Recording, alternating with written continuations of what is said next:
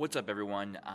This is the first video and mini in the entire series where I am going to go into super high detail and super depth on restoring and refinishing a Jon Boat. I also want to preface this by saying, I don't have a really high skill set in DIY or construction or just any of that kind of stuff. I've spent most of my career in sales. I currently own a social media marketing agency, so I don't have that skill set, but what I do have is the ability to learn and take my time and do things the right way, which is why I wanted to do this, because I wanted to show people that you don't have to cut corners if you don't know how to do certain aspects. I probably won't do any welding on this boat, but if I needed to, I'd learn how to do it and I would do it the right way. So just because you don't have a skill set and you want to achieve something on your boat doesn't mean you can't learn it. Just take the time, slow down, learn what it is you want, because you have to live with this boat. You're gonna spend hours fishing on this boat, so spend the time and learn how to do it the right way. I know I'm not the first guy to do this, but I really contemplated doing this whole thing because, there's only one or two channels out there that I could find where, there was a whole series of somebody restoring a Jon Boat or, a smaller boat from very start to, all the way to the end.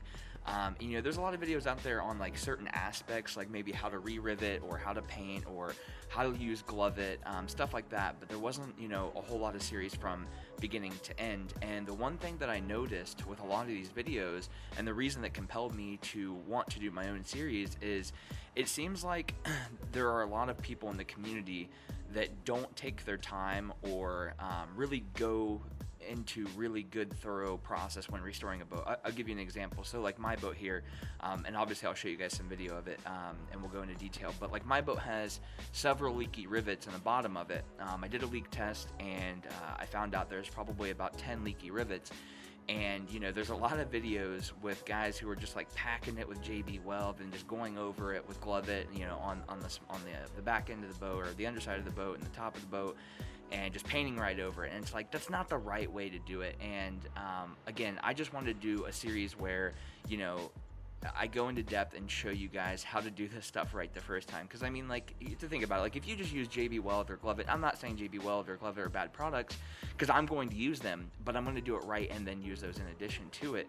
And so you're going to have this boat for a while and you're on the water, and the last thing you want is to start taking on water because you didn't rivet something properly, or you don't have proper weight distribution, and then you lose your whole boat, or you start ruining a lot of the things in your boat. So this whole series is going to be about that, and now I'm going to take you, I'll show you kind of what I've done. I got a couple pictures of what it was when I first got it about a week ago, and it's getting pretty cold here. It's almost November here in Ohio, so I had some time, not doing a whole lot of fishing right now, just because it's so cold out, but I've had the boat about a week. I've done, most of what I've done has been cosmetic, but I'll get right into it. Like I said, if you guys are, if you're currently restoring a boat, or you're thinking about restoring a boat, or just fishing in general, feel free to subscribe to the channel, because this is the first of many videos. So thanks for watching. So I want to give you guys a little update. Like I said, I've had this boat about a week. And most of what I have done has been cosmetic, right? So as you can see right in front of us, I have sanded the inside and outside about 50% of this entire boat for that. So I have been using this 60 grit sandpaper. I just got it at Lowe's, and I have used it in conjunction with just an orbital sander. I think I paid like 40 or 50 bucks at Lowe's for this thing. So I've been going over the entire boat. I'm taking it all the way to bare metal. The original color of the boat was green. You can kind of see that in some spots. The person who had it before me went to AutoZone and got blue spray paint and kind of spray painted it, which sucks because I've had to go through 2 layers of paint. But I want to take a second and talk about this product right here. So this is Citrus Strip. When debating on how to take the paint off of the boat, some people said use this, some people said just sand it. I've heard tons of different stuff. So I use Citrus Strip. The proper way to do it was I coated my boat, all the inside of the boat, with the citrus strip product and let it sit for 24 hours. After it was done, I came back with a rag and tried to scrape it off. I tried to rinse it off. I'll be honest, I probably wouldn't recommend using that product. It's not that it's not a good product. It didn't, it probably would have taken 2 or 3 applications to really get all of the paint off. The biggest problem that I had with it was that it just left a lot of goop. Like, that stuff is like, it's like Jello. Like, imagine coating your entire boat in Jello. Even if it worked, it's like dealing with it after the fact. And as you can see, like right in front of us, all of that entire side hasn't been sanded. That's just what the citrus strip pulled off. So it did an okay job for the first coat, but again, I just don't feel like dealing with, lathering it all up and then dealing with it and having to run it all out. It's not very hard to sand your boat with an orbital sander and some 60 grit sandpaper.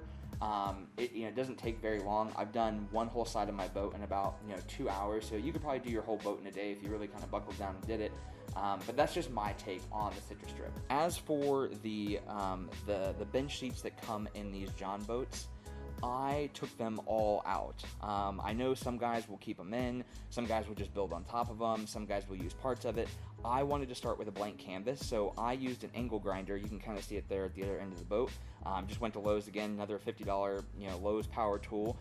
Bought a little $4 angle grinder thing, whatever it's called, and I went through and grinded out those bench seats. Now I'm going to sand those down before I put in my subfloor. But again, I just really wanted to start with a blank canvas. And that pretty much does it for this video.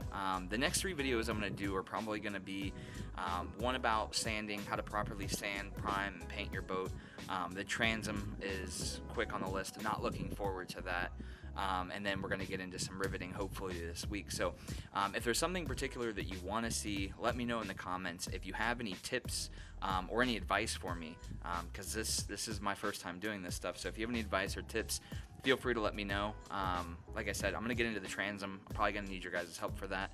Hopefully we get through that okay, and then eventually we'll get into the subfloor. So thanks again for watching.